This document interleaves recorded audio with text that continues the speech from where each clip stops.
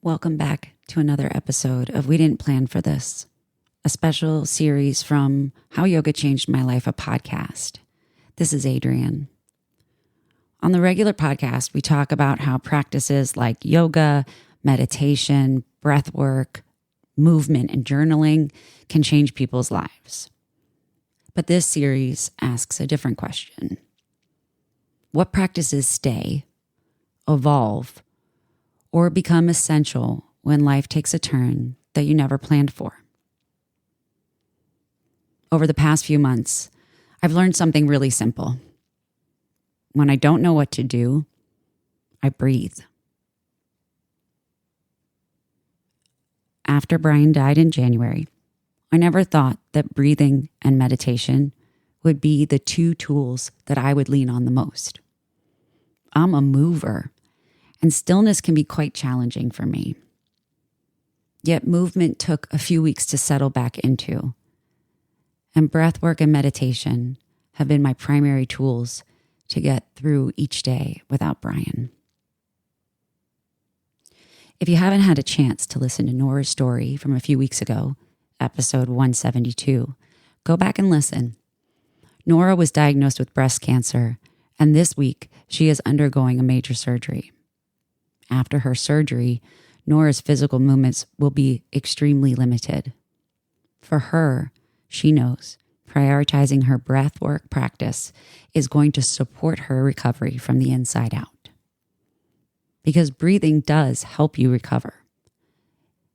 Breathing supports your nervous system, your circulation, and can calm your body down after something traumatic. Breathing isn't just a yoga thing. Breathing is a life thing. It's a recovery tool and a coping skill. You don't need a yoga mat, props, or a quiet, serene setting. You don't even need a teacher. Breathing is one of the few tools we have that is free, always available, and travels with you everywhere you go. You can simply breathe in your car, at work, in the hospital rooms, in a kitchen, when you awake in the middle of the night, or before difficult conversations. Because sometimes you can't fix what's already happening, and you can't leave. You can't solve the problem. Sometimes you can't control anything that's happening around you.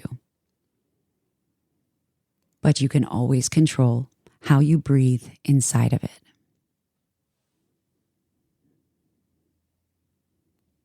I have a few breathing techniques for you, but before we get into those, I want to talk a little bit about why breathing matters so much. Because breathing is actually the largest communication tool you have between your body and your brain. Most things in your body are automatic. Your heart beats, your digestion happens, your hormones release. You don't really control those things directly. But breathing is interesting because it's automatic and you can control it. And because of that, breathing is like a bridge between your nervous system, your body, and your brain. Your breath changes when you're stressed or scared, crying or calm. But it also works the other way. If you change your breathing, you can actually change how your body and brain feel. So breathing isn't just air in and out. It's information. It's communication. And it provides feedback to your nervous system about whether you're safe, stressed, overwhelmed, or calm. So here are a few tips to help you harness your breath. Number 1, count your breath. Counting gives your brain something to do so it doesn't run off and start planning your entire life while you're trying to breathe. You can count your inhale up to 4, 5, 6. Take your exhale, count it the same. You can match it, exhale longer than your inhale. All of these little skill sets help. Number 2, tap into your visualization skills. Your brain likes something to look at or picture. It'll make it so much easier to stay focused. So you could watch the second hand on a clock. You could watch a candle flicker. Sometimes I even tell people to imagine their breath as a color coming in on the inhale and going out as you exhale.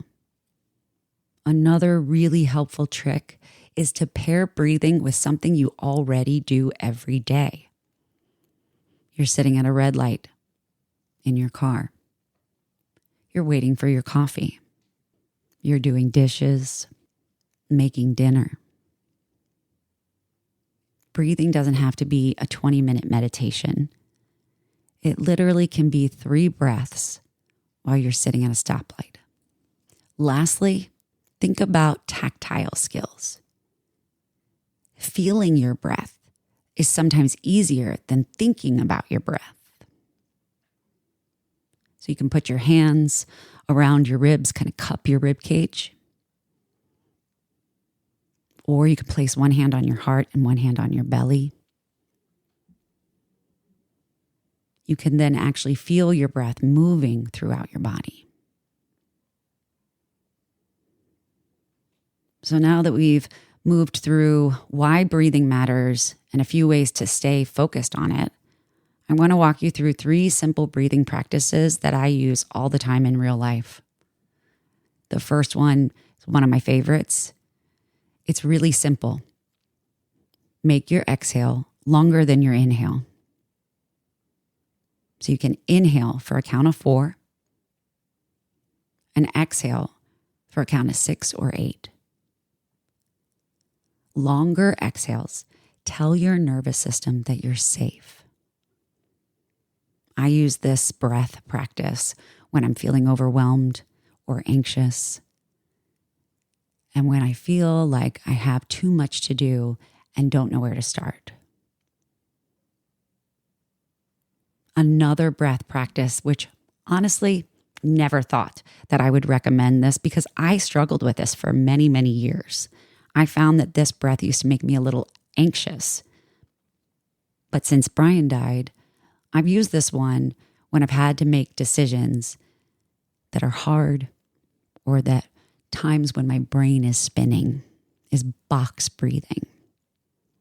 And box breathing is actually used by athletes, first responders, and even in the military to stay calm in stressful situations. It's very simple. You inhale for the count of 4.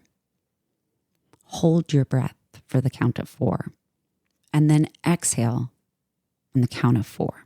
Hold at the bottom of your exhale when your lungs are empty for a count of 4.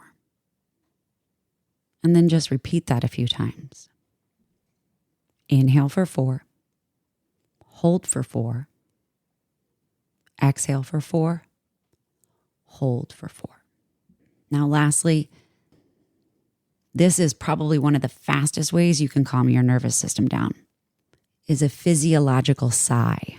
You take 2 short, fast inhales through your nose, followed by 1 super long exhale through your mouth. It almost feels like a sigh.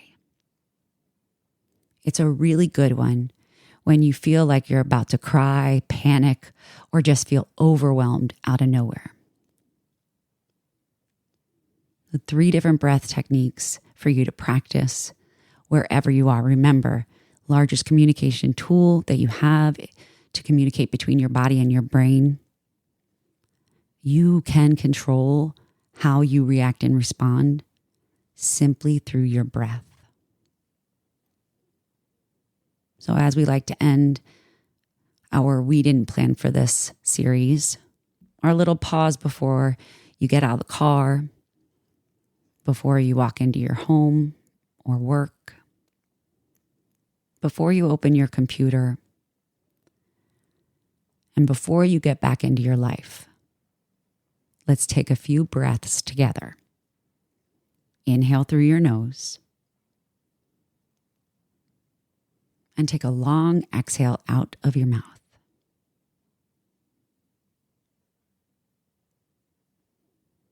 Again, inhale through your nose.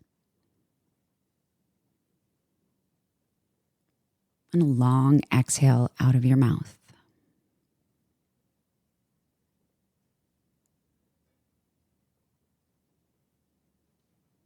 And remember this. You might not be able to control what's happening. You might not be able to fix it. You might not even know what to do yet. But you can always control how you breathe inside of it. And sometimes that's where we start. You don't have to have it figured out. We didn't plan for this, but we're here. Thanks so much for listening today. If you're in a season of life that you didn't plan for, you're not the only one. Email or DM us to share your story. We're always listening. And if breathing is something you want to explore more, we actually have a lot of breathwork and meditation episodes on how yoga changed my life that you can go back and listen to anytime.